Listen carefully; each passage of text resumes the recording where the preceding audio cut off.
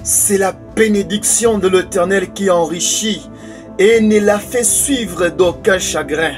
Bien-aimé, la bénédiction, c'est l'affaire de Dieu. La bénédiction, c'est Dieu qui sait bénir. Et celui qui a la vraie bénédiction, c'est Dieu. Bien-aimé, Dieu a béni toute sa création. Il a béni l'homme. Il n'y a aucun homme sur cette terre qui n'est pas béni. Qu'il soit bon ou mauvais, il est la créature de Dieu. Il est béni. Chaque homme a une date à laquelle Dieu va l'élever. Qu'il soit bon ou qu'il soit mauvais, Dieu va le visiter coûte que coûte. Le problème c'est quoi?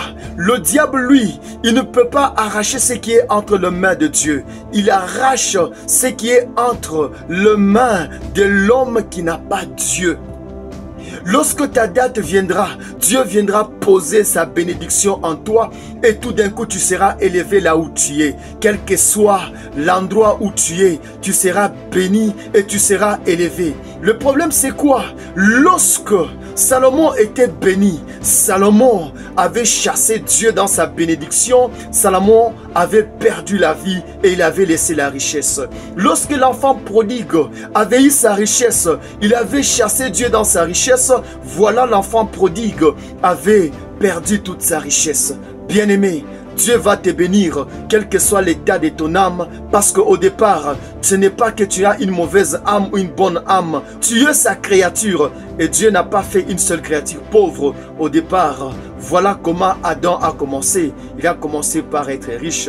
Tout homme a une date où Dieu va l'élever. Le plus grand problème, c'est quoi? C'est quand toi, tu es élevé et tu chasses Dieu dans ta bénédiction. Lorsque Adam et Ève ont péché, ils ont commencé à se cacher alors qu'ils étaient toujours riches. Et Dieu leur a dit, pourquoi vous cachez-vous?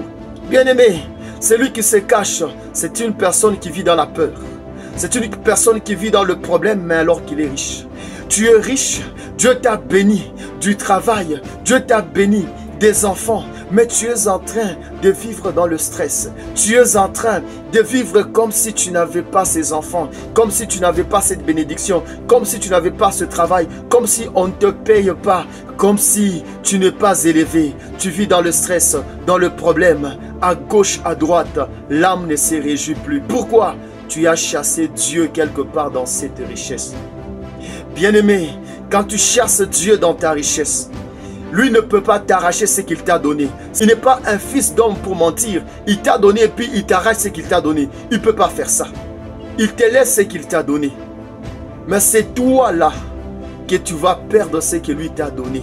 Parce que l'ennemi a la possibilité de t'arracher ce que Dieu t'a donné. Parce que là où Dieu n'est pas, il n'y a plus de sécurité. C'est pourquoi la plupart des gens, quand il est béni, qu'il a chassé Dieu de cette richesse, il va vers le diable pour garder sa richesse. Et le diable les torture par beaucoup de choses. Bien-aimé, la richesse, tu l'auras. Tu auras cette richesse que tu parles, que tu cherches dans. Parce que tu es béni. De par Abraham, tu es béni. De par Adam, tu es béni. Parce qu'Adam n'était pas pauvre. Mais à la fin, comme tu as déjà chassé Dieu, tu ne peux pas jouir de cette richesse. Tu auras cette richesse, mais tu ne peux pas jouir. Et à la fin, tu la perdras ou tu perdras la vie en laissant ta richesse. Invitez Dieu dans votre richesse et vous allez jouir. Invitez Dieu dans vos enfants. Vous allez jouir de vos enfants parce que ce sont des bénédictions.